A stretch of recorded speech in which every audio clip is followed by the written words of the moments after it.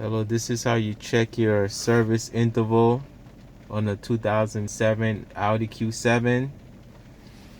First, you click on car, then you click right here to navigate it, to get into the system, and you scroll down,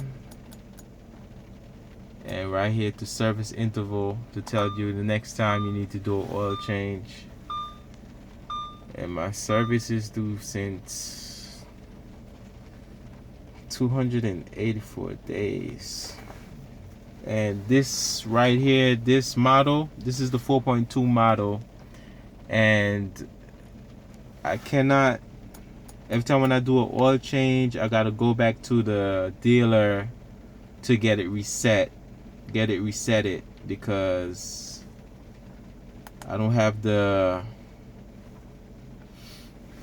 tool to reset it myself, and I can't reset it in the menu from the Audi itself, so I have to go to the dealer to do it.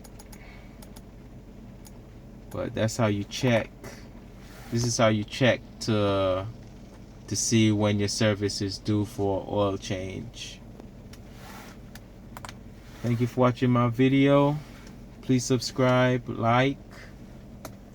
And this is a 2007 Audi Q7 4.2. Bye.